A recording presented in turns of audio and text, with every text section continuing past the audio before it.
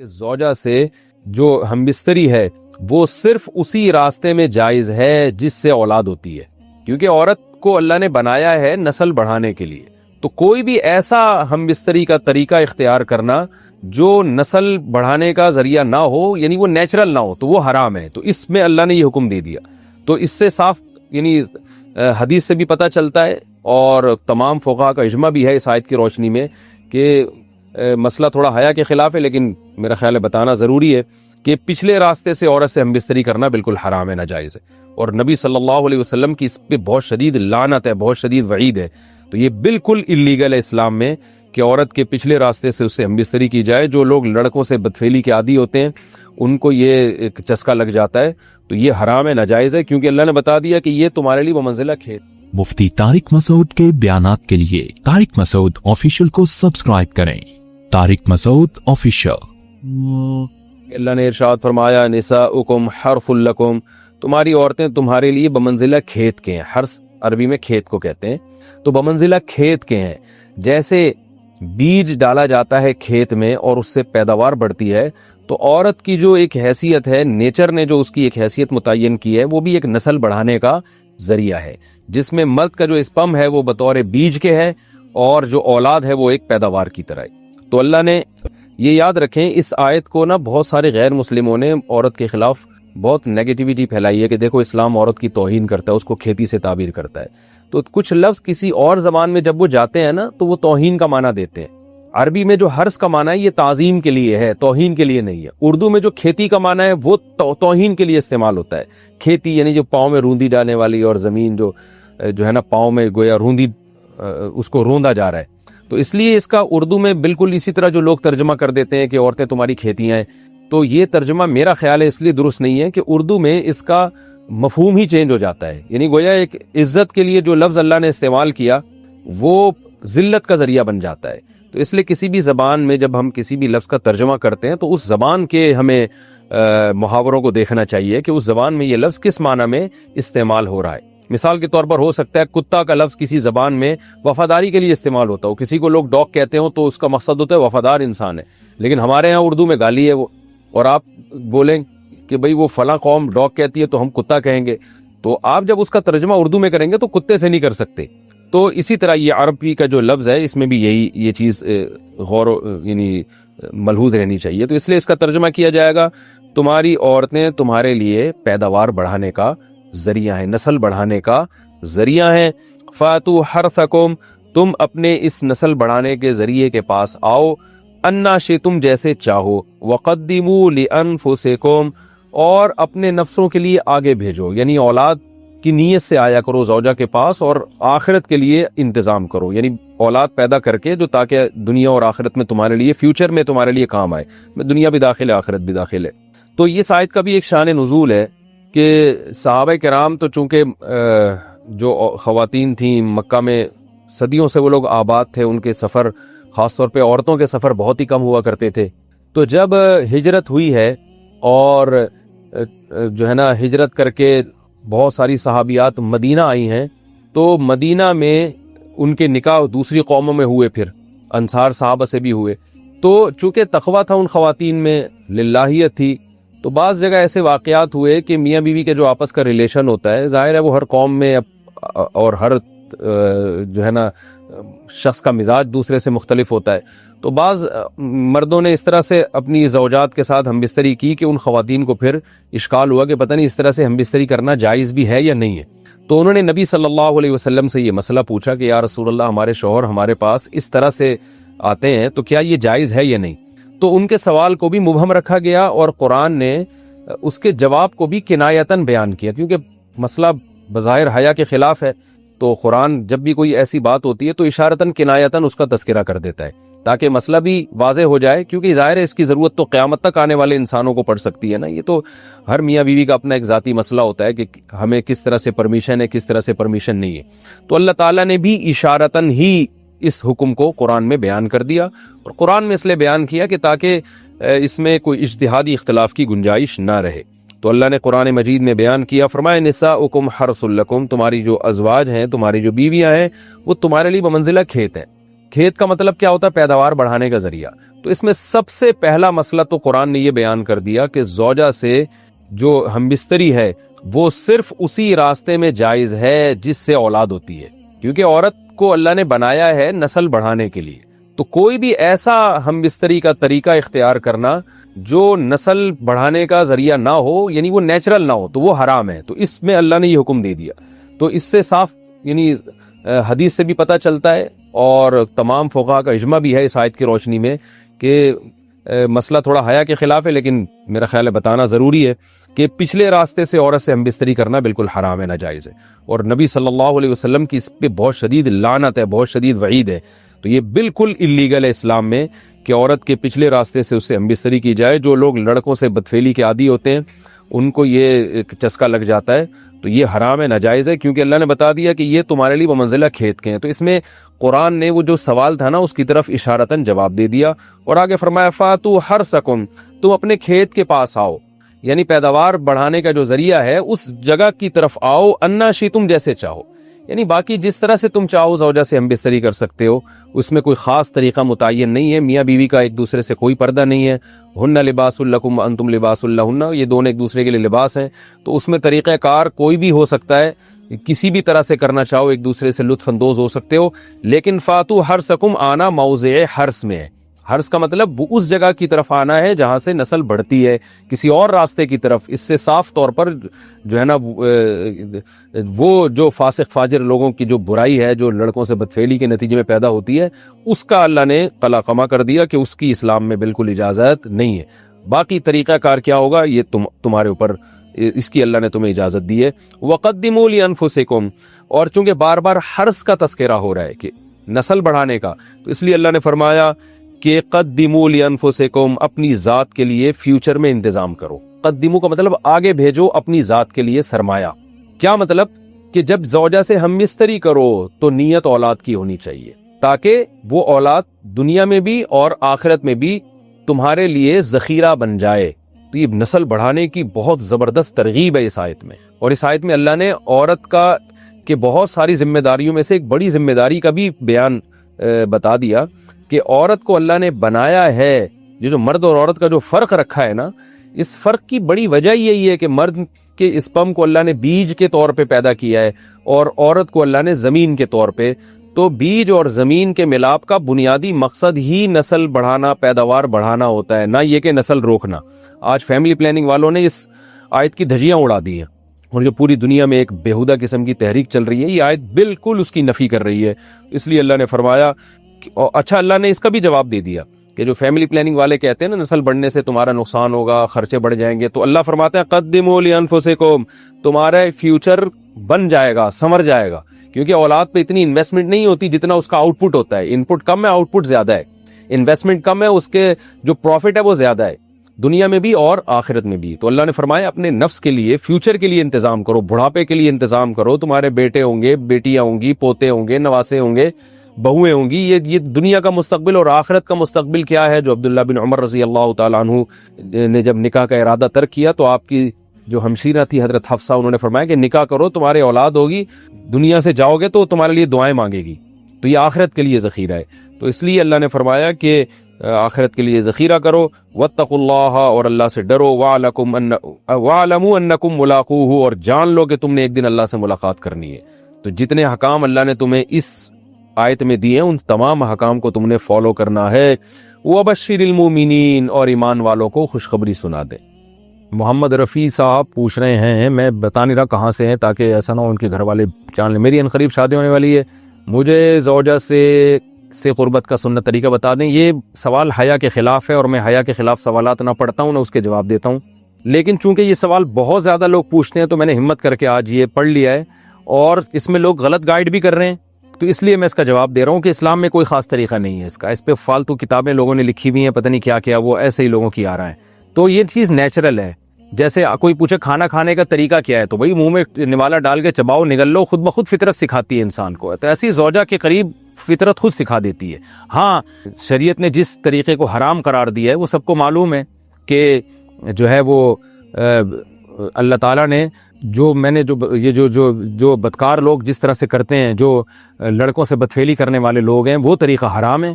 تو باقی اللہ تعالیٰ نے میاں بیوی کا معاملہ رکھا ہے، ایک دوسرے کا لباس ہے، تو کمرے کی باتیں ہیں وہ جیسے چاہیں مناسب سمجھے، وہ ان کا اپنا ذاتی عمل ہے، اس کا کوئی خاص طریقہ نہیں ہے، اور یہ نیچر انسان کو خود سکھاتی ہے، نہ یہ طریقے نہ کسی سے سیکھنے کی ضرورت ہے۔ بعض لوگ تو حد درجے کی بے شرمی کرتے ہیں، وہ شادی سے پہلے جو ہے وہ فحش فلمیں دیکھتے ہیں تاکہ ہمیں طریقہ آ جائے، یہ انتہائی درجے کی بےہودگی ہے، انتہائی درجے کی ایک لعنتی عمل ہے یہ، تو یہ کوئی خاص طریقہ نہیں ہے۔ میاں بیوی ایک دوسرے کا لباس ہیں، وہ جس طرح سے ایک دوسرے کو سیٹسفائی کر سکتے ہیں وہ کر لیں، تاکہ ان کی توجہ کسی اور طرف نہ جائے، وہ حلال کی تسکین ان کی بند کمرے کے اندر ہو جائے، اور یہ باتیں لوگوں سے شیئر بھی نہیں کرنی چاہیے۔ آج یہ بھی ایک حرام کاری ہو رہی ہے، میں بہت سخت الفاظ استعمال کر رہا ہوں اس لیے کہ یہ، اور میرے پاس کوئی ہلکا لفظ نہیں ہے، وہ کیا ہوتا ہے کہ مرد اپنی زوجہ سے امبستری کر کے اس کے راز دوستوں کے سامنے فاش کر رہا ہوتا ہے، میں نے ایسے کیا، میں نے ایسے کیا، لڑکیاں بتا رہی ہوتی ہیں اپنی فرینڈز کو کہ میرے شوہر نے میرے ساتھ ایسے کیا۔ یہ بہت لعنتی عمل ہے۔ آپ صلی اللہ علیہ وسلم نے فرمایا جو عورت اپنے شوہر کے راز یا شوہر بیوی کے راز فاش کرتا ہے اس پر لعنت ہے، حدیث کا مفہوم ہے یہ۔ تو یہ بند کمرے کی میاں بیوی کی باتیں، جس طرح سے وہ ایک دوسرے کو سیٹسفائی کر سکتے ہیں وہ کریں، ایک دوسرے کے لیے وہ حلال ہیں، اور بس وہ طریقہ جو لڑکوں سے بدفعلی والا طریقہ ہے وہ طریقہ اسلام میں حرام ہے۔ اور اسی طرح اورل سیکس پہ بھی میں ایک کلپ ریکارڈ کروا چکا ہوں، وہ بھی سن لیا جائے، یا علماء کی جو اس بارے میں رائے ہے وہ دیکھ لی جائے۔ تو اس کے علاوہ جو بھی ہے میاں بیوی ایک دوسرے کے لیے اللہ نے حلال کی ہیں، کوئی خاص طریقہ نہیں ہے، اور یہ حیا کی باتیں، ان کو بند کمرے کے اندر ہی رہنا چاہیے ان چیزوں کو۔ اور اس کے لیے جو فحش فلمیں دیکھی جا رہی ہیں یہ بہت غلط حرکت ہے، اور اس کو نا ایک ایجوکیشن کا نام دے دیا گیا اس زمانے میں، اور سیکس کی تعلیم کے نام سے بچوں کو پڑھایا جا رہا ہے اسکول میں، یہ سب بےہودگی ہے۔ لاکھوں سال سے انسان دنیا میں زندہ ہے، تو کیا اس کو یہ پتہ ہی نہیں تھا، اور یہ ساری 6 ارب انسان ایسے ہی بغیر تعلیم کے پیدا ہو گئے ہیں کیا؟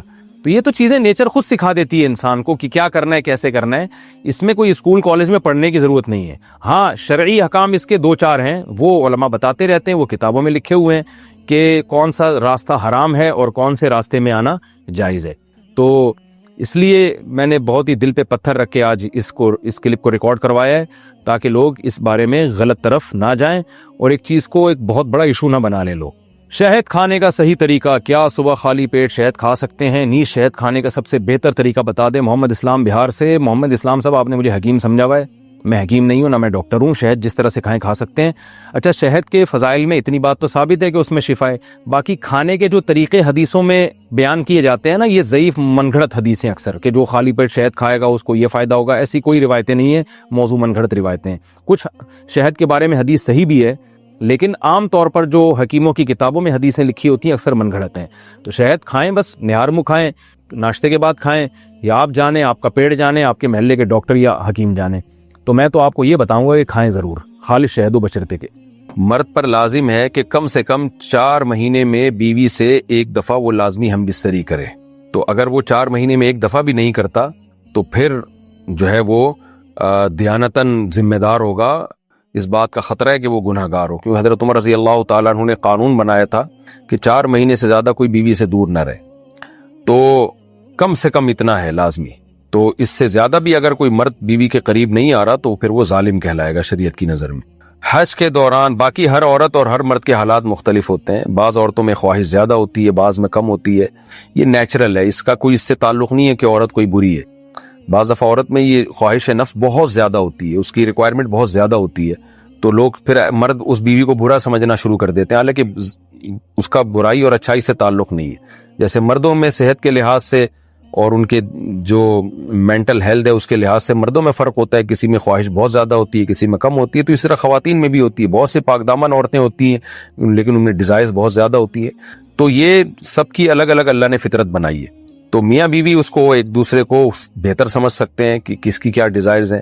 بہرحال اگر مرد میں عورت کی ڈیزائرز پوری کرنے کی طاقت نہیں، عورت میں بہت زیادہ ڈیزائرز ہیں، مرد میں کم ہے، تو ایسی صورت میں عورت پھر مرد سے طلاق مانگ سکتی ہے کہ بھئی میں سیٹسفائی نہیں ہو پا رہی ہوں اور میری ریکوائرمنٹ زیادہ ہے، تو مرد اگر طلاق دے دے تو اچھی بات ہے، نہیں دے تو پھر عورت کو چاہیے اسی کے ساتھ گزارا کرے۔ ہاں اگر 4 مہینے تک بھی مرد بیوی کے پاس نہیں آتا ہے تو پھر مرد پر لازم ہے کہ عورت کے مطالبے پر اس کو وہ چھوڑ دے، کیونکہ پھر تو جوان عورت کو بہرحال گناہ کا خطرہ ہے۔ جسمانی تعلق نہ رہنے سے نکاح پر اثر۔ لاہور سے کسی نے پوچھا اگر میاں بیوی کا آپس میں کوئی جسمانی تعلق نہ ہو تو کیا نکاح پہ کوئی فرق پڑے گا؟ نہیں، اس سے کوئی فرق نہیں پڑتا، جب تک شوہر طلاق نہیں دے گا نکاح ختم نہیں ہوگا۔ یا اگر شوہر جان بوجھ کر بیوی کا حق ہی ادا نہیں کرتا اور 4 مہینے سے زیادہ اس سے ریلیشن قائم نہیں کرتا اور بیوی بھی جوان ہے، اس کو گناہ کا خطرہ ہے، تو پھر وہ عدالت میں کیس کر سکتی ہے، اور پھر اس کا ایک پروسیس ہے، کس طرح سے نکاح ختم ہوگا تو اس پروسیس کو فالو کر سکتی ہے وہ۔ تو خلاصہ یہ کہ شوہر گناہگار تو ہوگا کہ اس میں طاقت بھی ہے اور بیوی بھی جوان ہے، تو وہ کیوں اس کا حق ادا نہیں کر رہا، لیکن نکاح خود بخود ختم نہیں ہو جاتا۔ بیوی بچوں سے کتنا عرصہ دور رہ سکتے ہیں؟ بندہ کام کی وجہ سے 2 سال ملک سے باہر رہتا ہے، کوشش کے باوجود چھٹی نہیں ملتی، کیا اتنی دیر بیوی بچوں سے دور رہنا جائز ہے؟ نامعلوم۔ اوئے ہوئے ہوئے ہوئے بھائی دیکھیں، ایک تو ہے حضرت عمر رضی اللہ تعالیٰ عنہ کا مشہور واقعہ ہے کہ آپ نے کچھ خواتین سے پوچھا تھا کہ عورت کتنا صبر کر سکتی ہے مرد کے بغیر، تو بعض صحابیات نے بتایا کہ 4 مہینے۔ تو حضرت عمر نے قانون بنایا کہ جو مجاہدین محاذ جنگ پہ لڑ رہے ہیں 4 مہینے سے زیادہ دور اپنی بیویوں سے نہیں رہ سکتے۔ تو اس اصول کا تقاضا یہ ہے کہ وہ زمانہ بھی پاک دامنی کا زمانہ تھا، نیک لوگ تھے، تو اصول یہی ہے کہ 4 مہینے انتہا ہے عورت کے صبر کی۔ تو ایک نارمل عورت کے لیے اس سے زیادہ صبر کرنا مشکل ہوتا ہے، تو اس لیے بہتر یہی ہے، قانون یہی ہے کہ 4 مہینے سے زیادہ دور نہیں رہنا چاہیے۔ اور قرآن نے بھی یہ حکم دیا ہے کہ اگر کوئی قسم اٹھا لے کہ بیوی کے پاس نہیں جائے گا، قسم اٹھا لے، ایسا ہی نہیں بلکہ قسم اٹھا کے، تو پھر 4 مہینے میں طلاق واقع ہو جاتی ہے۔ بعض فقہا کے نزدیک عورت کو طلاق کا اختیار ہو جاتا ہے عدالت کے ذریعے، بعض کے نزدیک ہو جاتی ہے طلاق۔ تو اس سے بھی پتہ چلتا ہے، قرآن سے بھی اشارہ ملتا ہے کہ 4 مہینے جو ہے یہ ایک انتہائی مدت ہے ایک نارمل عورت کے لیے۔ تو اس زمانے میں تو اس کی اہمیت اور زیادہ بڑھ گئی ہے۔ وجہ اس کی ہے کہ بے حیائی، موبائل، انٹرنیٹ پر بیہودہ چیزیں، یہ سب چیزیں انسان کی شہوت کو بڑھاتی ہیں، مرد کی بھی اور عورت کی بھی۔ تو اس لیے بھائی میں تو آپ کو مشورہ نہیں دے سکتا کہ آپ 2 سال بیوی سے دور رہیں۔ میں بدگمان نہیں ہو رہا، بہت سے لوگ 4 سال دور رہتے ہیں، ان کی بیویاں بھی پاک دامنی کے ساتھ زندگی گزارتی ہیں، خود بھی بڑے نیک شریف بن کے زندگی گزارتے ہیں، بہت سے ایسے لوگ الحمدللہ ہمارے معاشرے میں ہیں۔ لیکن بہرحال اس کلچر کو، اس رواج کو فروغ نہیں دیا جا سکتا، اس کو اپریشیٹ نہیں کیا جا سکتا، شریعت کے لحاظ سے بھی، عقل کے لحاظ سے بھی۔ 2 سال تک مرد کے لیے صبر کرنا کتنا مشکل کام ہے، وہ کھا بھی رہا ہے انڈے پراٹھے اور جناب کھانا پینا اسی سٹائل میں چل رہا ہے، یا تو روزے رکھ کے اپنے آپ کو آدھا کر دیا اس نے۔ تو سوال عورت کے ساتھ مرد کا بھی تو ہے نا، مرد نے تو قوت اور شہوت اللہ نے اور بھی زیادہ رکھی ہے، تو وہ کیسے صبر کرے گا؟ مرد کی جو قوت برداشت ہے وہ فقہا نے اور اطباء نے بیان کی 1 مہینہ ہے، تو 2 سال تک بیوی سے دور ہیں۔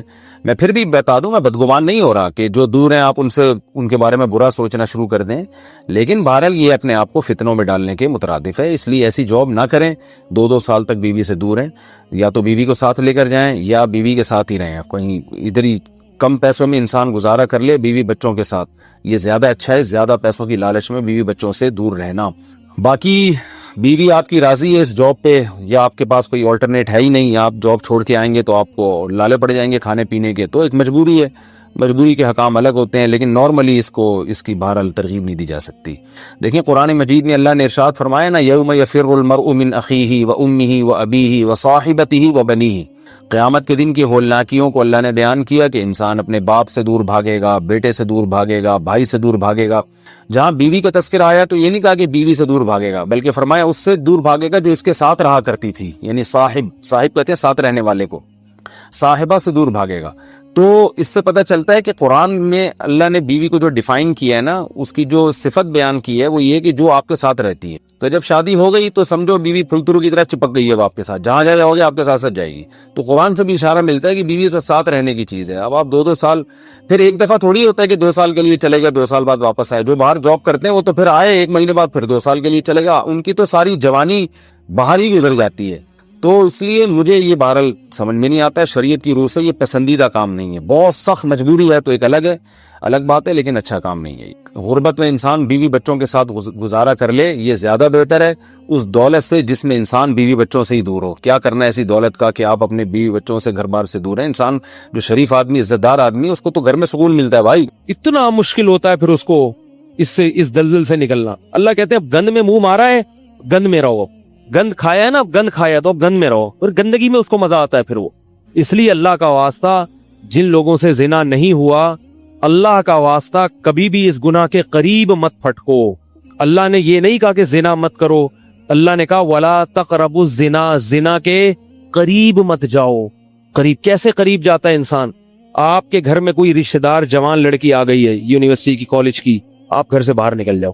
بعض دفعہ ایسا ہوتا ہے لوگ مجھے بتاتے ہیں کہ کوئی میری رشتہ دار خاتون آئی, جوان تھی, کزن تھی, گھر میں تھا, وہ اکیلی تھی, وہ آ گئی تو میری بڑی عجیب کنڈیشن ہو گئی, میں بہت پریشان ہو گیا, بہت مشکل سے بچا. میں ان سے کہتا ہوں آپ گھر سے نکلے کیوں نہیں؟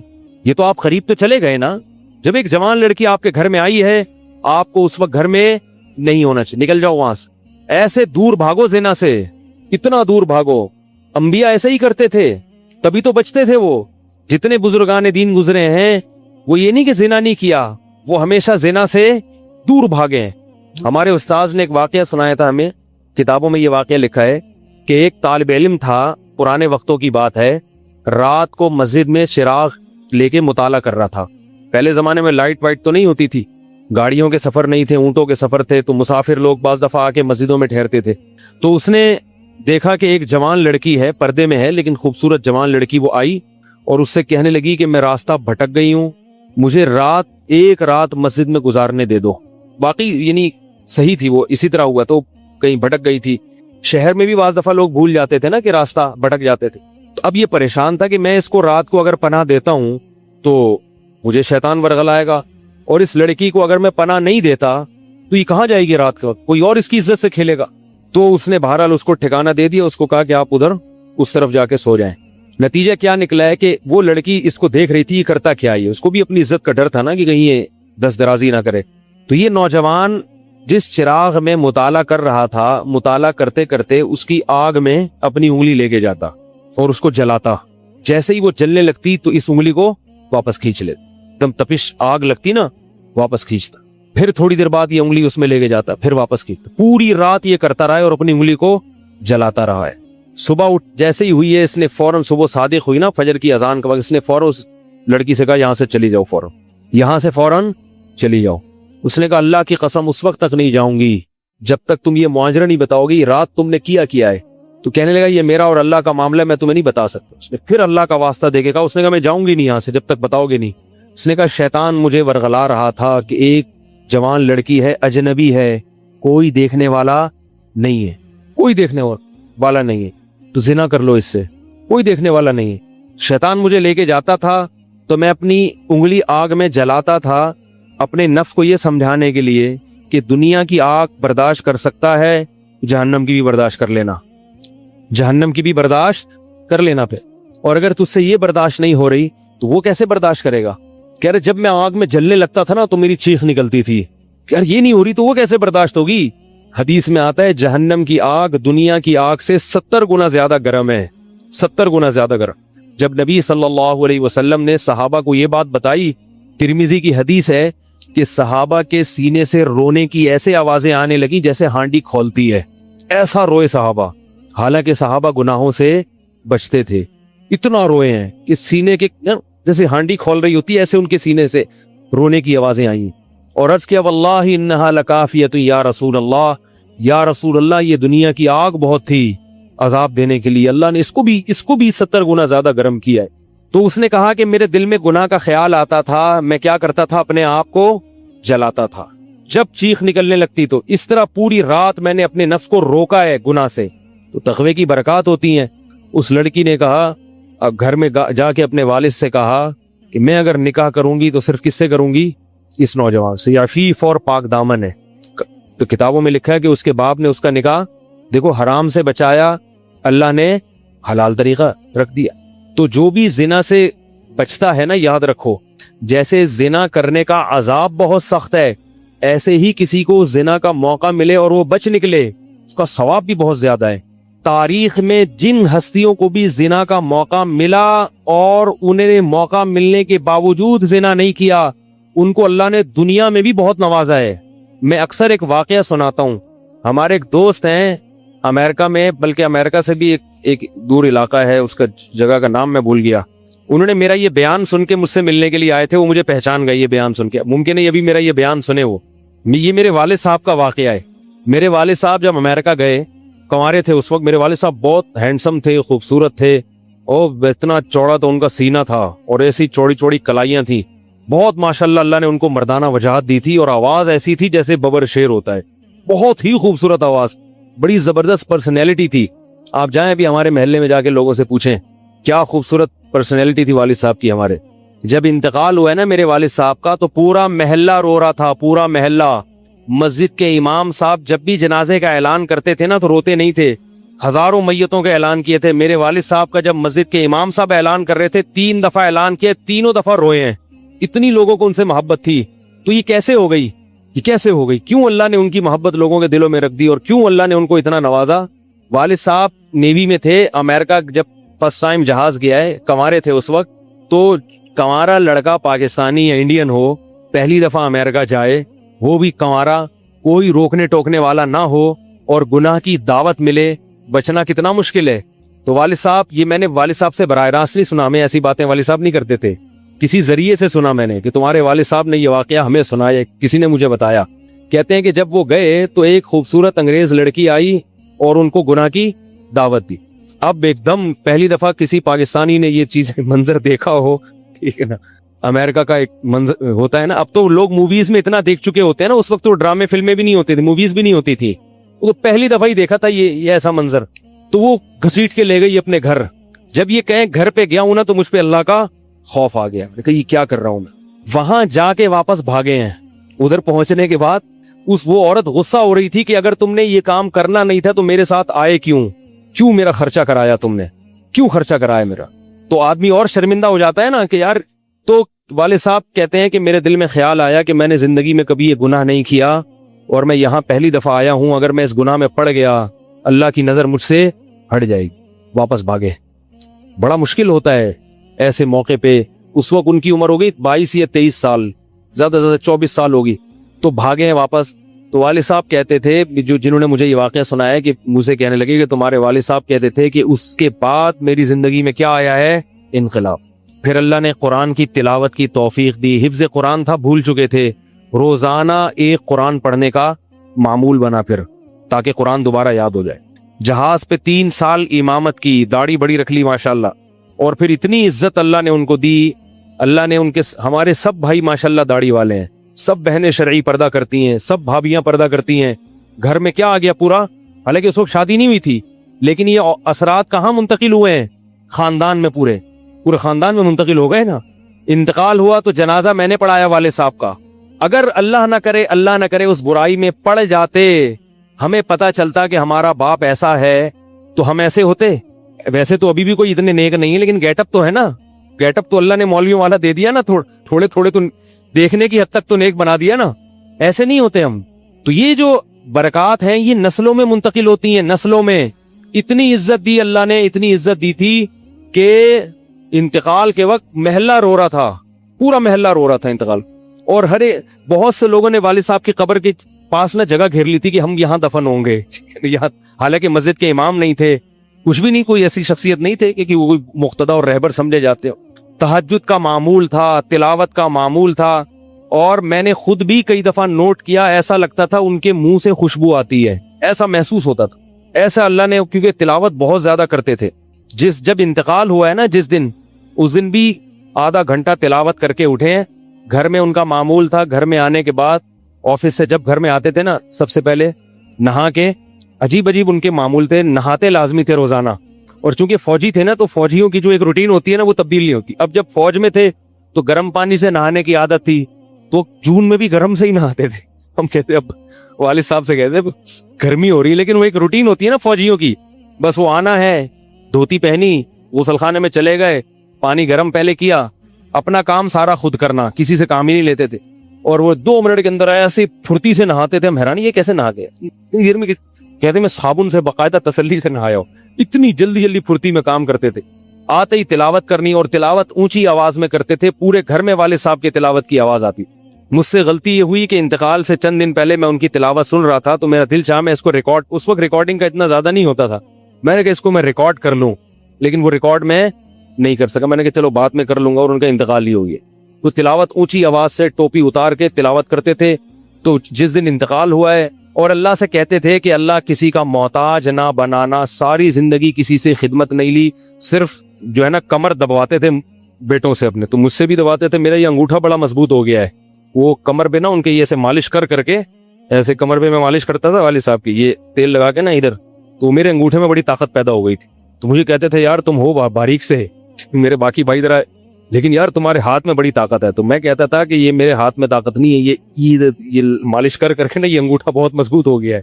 تو کیا تھا، تلاوت کی انتقال سے پہلے، اور بار بار دعا کیا کرتے تھے کہ اللہ بستر پہ لیٹوں نہیں. زندگی میں ہم نے کبھی نہیں دیکھا والد صاحب بستر پہ لیٹے ہوں، یعنی بیمار ہو کے لیٹے ہوں، اپنا سارا کام پھرتیلے پن سے ایسے کوئی بالکل.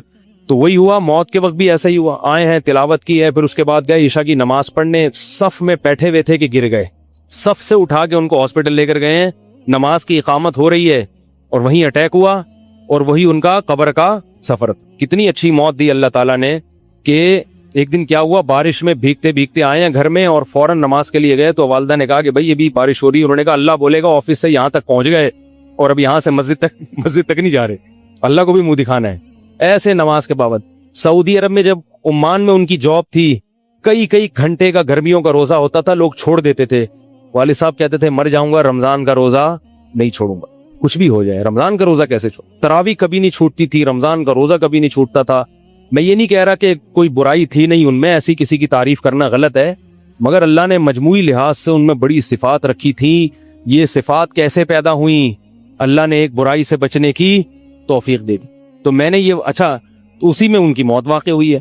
اور رات کو 12 بجے انتقال ہوا. ان کے سارے کام ایسے ہوتے تھے، موٹے موٹے کام اور چپکے. شو بازی کا بالکل بھی شوق نہیں تھا ان کو. حج، ہمارے محلے سے جب کوئی حج کرنے جاتا تھا نا، 6 مہینے پہلے اعلان ہوتا تھا فلاں صاحب حج پہ جا رہے ہیں. لوگ پہلے سے آ کے نا ان سے دم کروانا. اب تو لوگ بہت حج پہ جاتے ہیں، اس وقت یہ 25 سال پرانی بات کر رہا ہوں میں، اس وقت حاجی کی بڑی ویلی ہوتی تھی. حج پہ جو جانے والا ہوتا تھا نا، لوگ اس سے پہلے سے ماشاءاللہ حج پہ جا رہے ہیں. ہمارے امام صاحب پوری رننگ کمنٹری شروع کرتے تھے اسپیکر پہ. اب وہ حج پہ جانے والے ہیں، اب ان کا نام آ گیا ہے. جنازے کی بھی رننگ کمنٹری ہوتی ہے ہمارے محلے میں. اللہ امام صاحب کی مغفرت فرمائے، انتقال ہو گیا ان کا بھی. اس کو لوگ کہتے تھے یہ رننگ کمنٹری شروع کر دیتے ہیں. جنازے کی چارپائی اٹھ چکی ہے، تمام حضرات سے گزارش ہے کہ جنازہ گاہ میں پہنچ جائیں. اب جنازہ گھر سے نکل چکا ہے، میت کو غسل دیا جا چکا ہے، عیدی سینٹر سے لاش گھر میں آ چکی ہے. پوری نا کمنٹری ہوتی تھی. تو وہ جنازے کی بھی کمنٹری، اور اگر کوئی بیمار ہوتا تھا محلے کا تو اس کی بھی کمنٹری. آغا خان میں داخل ہیں، ان کے پتے میں ڈاکٹر نے پتھری بتائی ہے. غفار بھائی کے تمام حضرات سے گزارش، دعا کی گزارش ہے کہ اللہ ان کو شفائے کامل عاجل عطا فرم. پورا محلہ دعا کر رہا تھا اللہ غفار بھائی کے پتے کی پتھری نکال دے. ٹھیک ہے، وہ چونکہ سیاسی تھے، جمعیت کے تھے، تو وہ پوری نا سیاست سے لے کے چلتے تھے ہر چیز. تو والد صاحب اب جب حج پہ جاتا تھا کوئی، تو اس کی پھر وہ جب حاجی صاحب آتے تھے ان کا بڑا استقبال. ہمارے والد صاحب کو یہ چیزیں پسند نہیں تھی. والد صاحب حج کر کے گئے پتہ ہی نہیں چلا، اور واپس کسی کو بولٹن مارکیٹ میں ملے. اس نے کہا ہم نے تو سنا تھا آپ حج کرنے گئے ہوئے. والد صاحب نے کہا میں بھی ابھی آیا ہوں. میں نے کہا ذرا بولٹن مارکیٹ سے ذرا ٹچ کرتا ہوا گھر چلو. ایک تھیلا تھا ان کے پاس، اسی تھیلے میں حج بھی ہو رہا ہے. پوری دنیا دیکھی تھی والد صاحب نے، پوری دنیا کا سفر کیا. بتاتے تھے کہ چین اور آسٹریلیا یہ 2 ملک ایسے ہیں جہاں میں نہیں گیا، باقی دنیا کا کوئی ملک ایسا نہیں ہے جس میں میں گیا نہ ہوں. لیکن اتنی سادگی کہ آپ کہیں گے کہ شاید یہ کبھی انڈا موڑ بھی نہیں آئے ہوں گے. کوئی شوبازی نہیں تھی، ایسے چپکے سے گئے ہیں اور حج کر کے چپکے سے واپس. شہرت پسند نہیں تھی، بالکل پسند نہیں تھی شہرت. تو کوئی بھی کام ہے بس آرام سے چپکے سے کر لیا. ختم قرآن کے موقع پر ہمارے امام صاحب نا سب کو بلاتے تھے. ہاں بھائی اب تو والد صاحب کو پسند نہیں ہوتا تھا کہ نام لیا جائے میرا. تو یہ چیز لوگ ان کی پسند کرتے تھے. تو ان کی موت بھی ایسے ہی ہوئی ہے چپکے سے. رات 12 بجے انتقال ہوا. میں مدرسے میں تھا، ہم لوگ پہنچے، ہم تو حیران ہو گئے یہ کیسے ہو گیا بھائی ایک دم. تو ان کو غسل دیا اور فجر کی نماز کے بعد جنازہ تیار تھا. فجر میں نمازی کم ہوتے ہیں. اعلان ہوا فجر کے بعد. جب پبلک ہمارے گھر آنا شروع ہوئی ہے تو جنازہ پڑھ کے ہم ان کو دفنا چکے تھے. لوگ کہہ رہے یار یہ اتنی بڑی شخصیت، اتنے محبوب دنیا سے چلے گئے اور ہمیں پتہ بھی نہیں. ہم نے کہا بھائی گئے ایسے وقت پر ہیں، وہ سونے کا وقت ہوتا ہے، اس وقت اعلان ہوا تھا مگر ظاہر ہے آپ کو پتہ نہیں چلتا. تو ایسے ہی چپکے سے خاموشی سے چلے گئے. تو لوگ یہی کہہ رہے تھے یار یہ نہ انہوں نے دنیا میں کبھی خدمت لی ہے، ٹھیک ہے نا، جنازے میں بھی کسی کو پریشان نہیں کیا. ایسے 2 صفیں ہوئی تھی جنازے کی، بس چلے گئے. تو کیسا اللہ نے چلتے پھرتے نماز کی حالت میں ان کو اٹھایا ہے. تو یہ میں نے یہ واقعہ سنا ہے نا، تو ایک صاحب بارباڈوس سے شاید ملنے کے لیے آئے مجھ سے. تو مجھ سے وہ بیان انہوں نے سنا. پہلے میرا بیان سنتے تھے، مجھے پہچانتے نہیں تھے. امریکہ کی کسی ریاست میں تھے یا بارباڈوس میں، واللہ عالم. تو مجھ سے ملنے کے لیے آئے.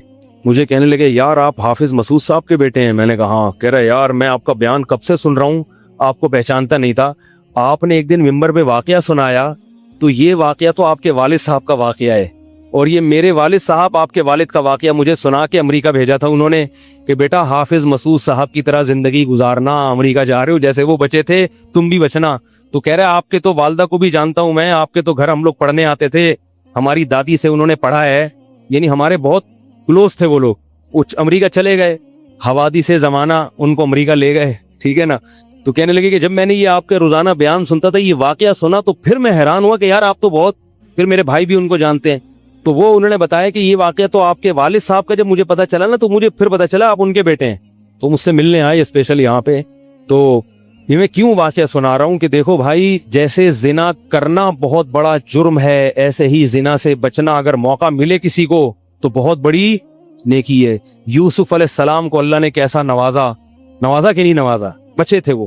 تو بھائی کرنے والے بہت ہیں، بچنے والے تھوڑے ہیں، تو کرنے والوں میں اگر اپنا شمار کرو گے تو جہاں بہت سارے لوگ ہیں مزے کی زندگی گزاری، تھوڑے دنوں کے لطف اور مزے ہیں، اس کے بعد دنیا کا سکون بھی گیا اور آخرت میں جہنم کی آگ۔ اور اگر بچنے والوں میں آ گئے تو ان تھوڑے لوگوں میں اللہ شامل کر لیں گے جو تھوڑے شکر گزار ہوتے ہیں۔ لیکن اس کا یہ مطلب نہیں ہے کہ ایسا ماحول کریٹ کرو کہ پھر آپ کو بچنے کا موقع ملے، دور بھاگو۔ میں نے بتایا نا، کوئی لڑکی گھر میں آتی ہے، باہر نکل جاؤ گھر سے، بولے بھائی تنہائی میں نہیں۔ میں تو اس کی احتیاط کرتا ہوں، کوئی جوان خاتون اگر مسئلہ پوچھنے آ جائیں، بوڑھی ہے تو کوئی اتنا مسئلہ نہیں ہے، جوان خاتون ایسا ہوتا ہے بعض دفعہ خواتین کو تو ماحول کا نہیں پتا ہوتا، اب وہ آئی ہیں، میں گھر میں کوئی نہیں ہے، آگے دروازہ بجا رہی ہیں، مفتی صاحب گھر میں مسئلہ پوچھنا، گھر میں نہیں بیٹھوں گا، سڑک پہ کھڑے کھڑے پوچھو، ٹھیک ہے نا، بے اکرامی ہے۔ گھر میں آنا ہے تو پھر مسجد کے کسی خادم کو یا کسی بندے کو گھر میں بٹھاؤں گا کہ بھئی آپ بھی آ جاؤ، کیونکہ بدگمانی کا موقع دینا بھی کیا ہے، حرام۔ ہاں گھر والے موجود ہوں، اہلیہ موجود ہیں، پھر بے شک آگے بیٹھو۔ اور پھر بھی میں ایسا نہیں کرتا کہ اہلیہ دوسرے کمرے میں اور یہ خاتون اس کمرے میں میرے ساتھ بیٹھے، ایسا نہیں ہوگا بھائی، ایسا کریں گے تو کون آئے گا، ہے بھائی۔